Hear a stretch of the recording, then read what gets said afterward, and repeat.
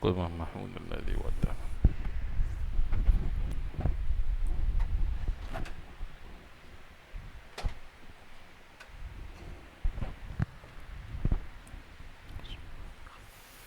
Alhamdulillah, nahmaduhu wa nasta'inuhu wa nastaghfiruh wa na'udzu billahi min syururi anfusina wa min sayyiati a'malina. May yahdihillahu fala mudilla lahu wa may yudlil fala hadiya lahu. Asyhadu an la ilaha illallah wa asyhadu anna Muhammadan abduhu wa rasuluh. Allahumma salli wa sallim ala sayyidina Muhammad wa ala ali sayyidina Muhammad kama sallaita ala sayyidina Ibrahim wa ala ali sayyidina Ibrahim fil alamin innaka Hamidum Majid. Amma ba'd. Fa ya ayyuhal muslimun ittaqullaha haqqa tuqatih wa la tamutunna illa wa antum muslimun. A'udzu billahi minasy syaithanir rajim. Bismillahirrahmanirrahim. Wal 'asri innal insana lafi khusr illa alladzina amanu wa 'amilus solihati wa tawassaw bil haqq wa tawassaw bis sabr. Masyarul muslimin jamaah Jumat rahimakumullah. Melalui khutbah ini mari kita meningkatkan kembali kualitas ketakwaan kita kepada Allah Subhanahu wa taala. Kita laksanakan segala hal yang diperintahkan oleh Allah, segala hal yang diperintahkan al-ma'murat, baik al-ma'murat ini al-wajibat maupun al-mandubat, hal-hal yang memang harus kita lakukan maupun hal-hal yang sebaiknya kita lakukan. Kita tinggalkan segala hal yang dilarang, al-manhiyat, baik al-manhiyat ini al-muharramat, hal yang diharamkan yang harus kita tinggalkan maupun al-makruhat, hal-hal yang sebaiknya kita tinggalkan.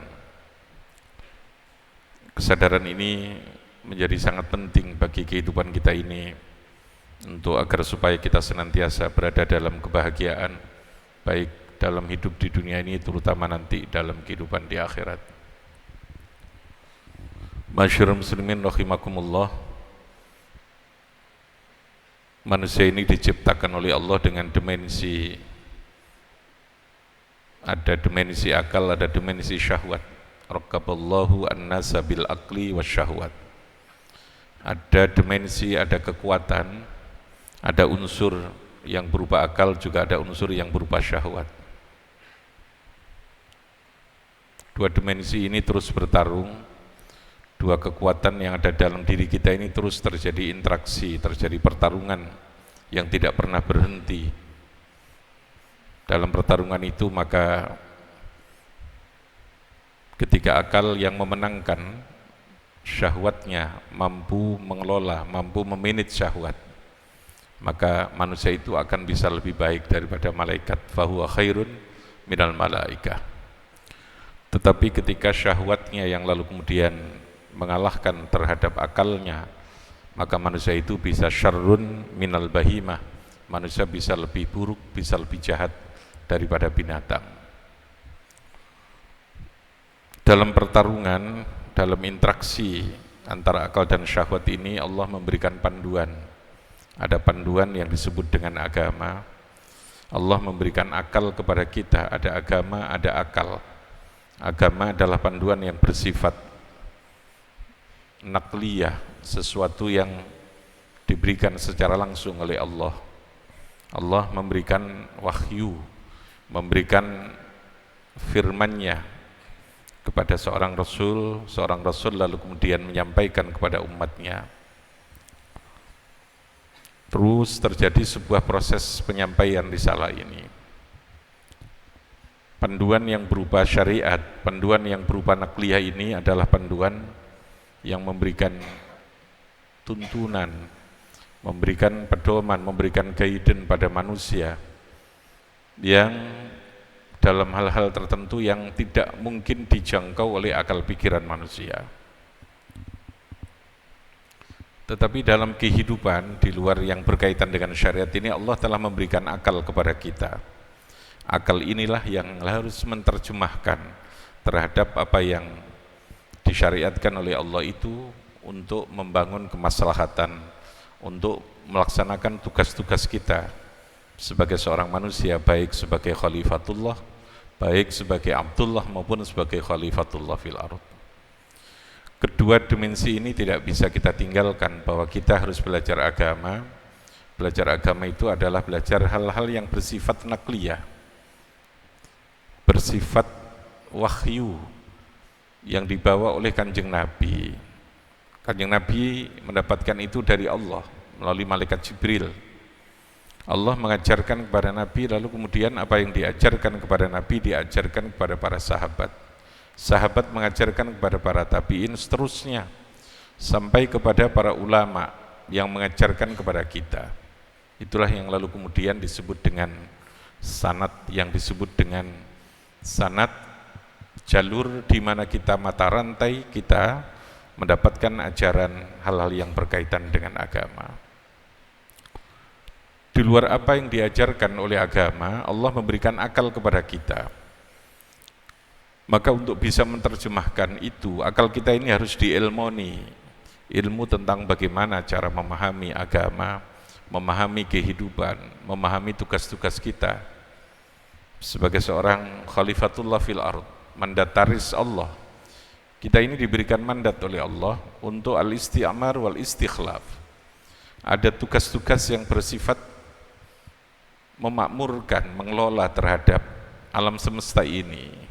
Karena sesungguhnya manusialah yang oleh Allah ditugasi untuk melakukan pengelolaan alam semesta ini, yang pada ujungnya adalah untuk membuktikan bahwa Allah adalah zat yang maha kuasa, untuk mengetahui terhadap seluruh keagungan Allah yang terjadi pada alam semesta ini.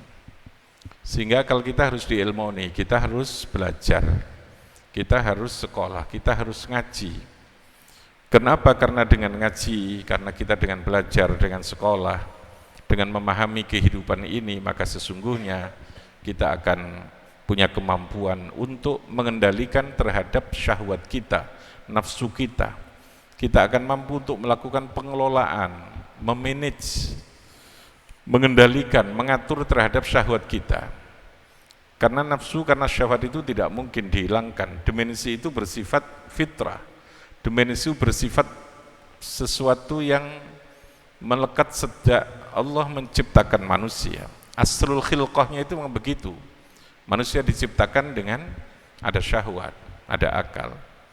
Yang harus kita lakukan adalah mengelola agar supaya dimensi akal kita terus mampu mengendalikan terhadap nafsu kita. Dalam hidup kita punya keinginan, ada target, ada keinginan, ada tujuan, ada cita-cita, sah. Karena itu bagian dari sesuatu yang diperintahkan di dalam agama. Tetapi seluruh apa yang kita inginkan jangan terlepas dari dimensi akal. Dimensi akal tadi adalah dimensi agama dan dimensi pengetahuan yang harus terus mengendalikan terhadap keinginan kita ini. Sehingga hidup ini menjadi selamat, kehidupan ini menjadi damai. Ketika lalu kemudian syahwat dan nafsu itu tidak terkendali, tidak lagi diberikan nilai-nilai agama, tidak lagi diberikan pertimbangan-pertimbangan akal yang benar, maka lalu kemudian yang di sanalah terjadi satu situasi di mana kehidupan ini akan menjadi masalah, kehidupan ini akan bermasalah, kehidupan ini akan menjadi penuh dengan malapetaka. Oleh karena itu, manusia harus paham agama, manusia harus mengerti tentang kehidupan ini, manusia harus paham tentang bagaimana tugas-tugas mengolah terhadap alam ini. Kita diajarkan oleh para ulama bahwa panduan kita adalah Al-Quran, hadis, ijma' dan qiyas yang lalu dijabarkan. Penjabaran itu lalu menjadi fikih. Fikih saja tidak cukup. Fikih itu adalah norma yang paling dasar untuk memahami sesuatu yang diwajibkan kepada kita, ma laha wa ma alaiha. Sesuatu yang harus kita lakukan dalam diri kita dan apa yang harus kita tinggalkan. Tetapi belum memberikan jaminan orang untuk lalu kemudian punya hati yang baik, punya perilaku yang benar, karena di sana dibutuhkan akhlak, dibutuhkan tasawuf. Karena fikih itu adalah mengatur sesuatu yang bersifat amaliyah, af'alul mukallafin. Jadi kalau fikih itu ya khitabullah al-muta'alliq bi af'alil mukallafin al-muktasabi min adillatiha tafsiliyah. Fikih itu adalah kesimpulan hukum yang memberikan fondasi dasar, masih dalam batas minimal untuk orang bisa untuk menjadi baik, untuk menjadi benar, menjadi baik itu batas minimalnya harus fikih dulu. Fikih, setelah fikih maka harus ditingkatkan membangun sesuatu yang di luar di luar amaliyah lahiriah kita, yaitu hati dan batin kita. Harus kita didik hati kita, harus kita ilmoni bagaimana cara kita ikhlas, harus kita ilmoni bagaimana kita tidak sombong. Tidak sombong itu sudah wilayah hati, tidak hasud itu wilayah hati, rendah hati itu wilayah hati, bukan wilayah fikih.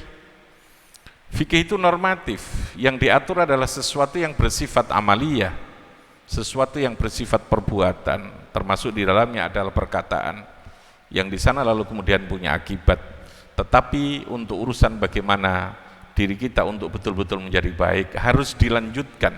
Fikih saja tidak cukup, tetapi kita harus belajar untuk mengilmoni hati kita, mengilmoni batin kita, sehingga jiwa kita mempunyai kemampuan untuk memahami lebih dalam dari sekedar persoalan-persoalan yang bersifat fikih itu. Maka kita tidak heran terkadang ada orang yang sudah ngerti agama, ngaji kitab iso, tetapi dia perilakunya masih belum baik.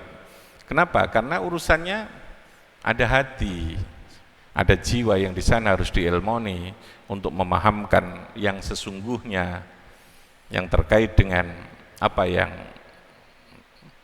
diajarkan oleh Allah Subhanahu wa taala, lanjutan dari fikih, lanjutan dari apa yang kita fahami secara normatif.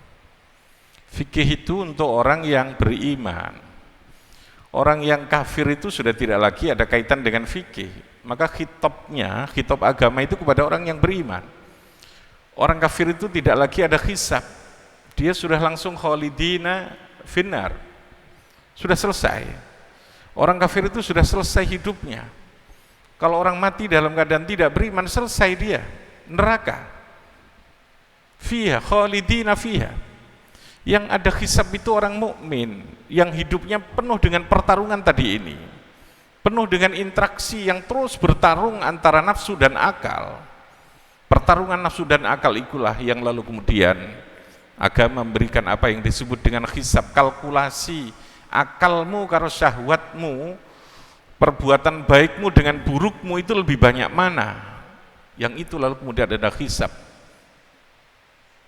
Yaghfiru liman yasha wa yu'adzibu liman yasha itu bagi orang mukmin. Bagi orang kafir itu ya sudah yu'adzibu, sudah yu'adzib.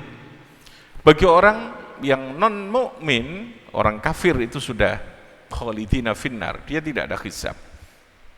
Sama dengan makhluk Allah yang lain yang di luar itu. Malaikat itu sudah selesai, dia pasti fil jannah. Karena malaikat tidak ada wilayah hisab itu. Binatang itu sudah tidak ada persoalan hisab. Yang ada hisab itu adalah manusia yang mukmin, yang beriman, yang di dalam hidupnya, di tengah keimanan itu lalu kemudian ada sebuah pertarungan. Dia harus bertarung antara memenangkan akalnya yang menang atau syahwatnya yang menang. Karena itulah sekali lagi perlu diilmoni. Untuk memenangkan pertarungan dalam hidup ini, kita perlu terus mengilmoni diri kita. Kita perlu terus berada di dalam lingkungan yang baik, ilmu dan lingkungan yang baik, dan terus memohon pertolongan kepada Allah agar supaya kita terus berada di dalam kebaikan, berada di dalam ridha Allah Subhanahu wa taala. Barakallahu li wa lakum fil Qur'anil azim. Barakallahu li wa lakum fil Qur'anil azim wa nafa'ani wa iyyakum bima fihi minal ayati wadh-dhikril hakim. Innahu ta'ala jawadun karim raufur rahim.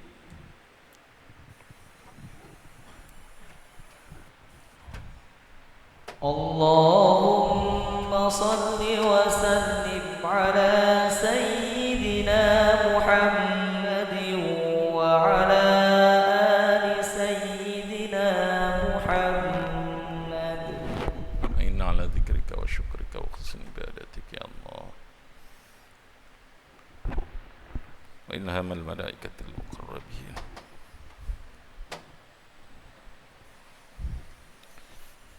Alhamdulillah, nahmaduhu wa nasta'inuhu wa nastaghfiruh wa na'udzu billahi min syururi anfusina wa min sayyiati a'malina. من يهد الله فلا مضل له ومن يضلل فلا هادي له أشهد أن لا إله إلا الله وأشهد أن محمدا عبده ورسوله اللهم صل وسلم على سيدنا محمد وعلى آل سيدنا محمد كما صليت على سيدنا إبراهيم وعلى آل سيدنا إبراهيم في العالمين إنك حميد مجيد أما بعد فيا أيها المسلمون اتقوا الله حق تقاته ولا تموتن إلا وأنتم مسلمون أعوذ بالله من الشيطان الرجيم بسم الله الرحمن الرحيم إنا أعطيناك الكوثر فصل لربك وانحر إن شانئك هو الأبتر اللهم اغفر للمسلمين والمسلمات والمؤمنين والمؤمنات الأحياء منهم الأموات اللهم آمنا في دورنا وأصلح ولاة أمورنا واجعل اللهم ولايتنا في من خافك واتقاك اللهم حبب إلينا الإيمان وزينه في قلوبنا وكره الكفر والفسوق والعصيان واجعلنا من الراشدين اللهم ارزقنا فهم النبيين وحفظ المرسلين وإلهام الملائكة المقربين اللهم إنا على ذكرك وشكرك وحسن عبادتك اللهم اختم لنا بالإيمان اختم لنا بالإسلام اختم لنا بحسن الخاتمة ربنا هب لنا من أزواجنا وذرياتنا قرة أعين وجعلنا للمتقين إماما ربنا آتنا في الدنيا حسنة وفي الآخرة حسنة وقنا عذاب النار وادخلنا الجنة مع الأبرار يا عزيز يا غفار يا رب العالمين وصلى الله عليه وسلم والحمد لله رب العالمين عباد الله إن الله يأمر بالعدل والإحسان وإيتاء ذي القربى وينهى عن الفحشاء والمنكر والبغي يعظكم لعلكم تذكرون فاذكروا الله العظيم يذكركم واشكروه على نعمه يزدكم واسألوا من فضله يؤتكم ولذكر الله أكبر الله أكبر الله أكبر أشهد أن لا إله إلا الله أشهد أن محمدا رسول الله حي على الصلاة حي على الفلاح قد قامت الصلاة قد قامت الصلاة الله أكبر الله أكبر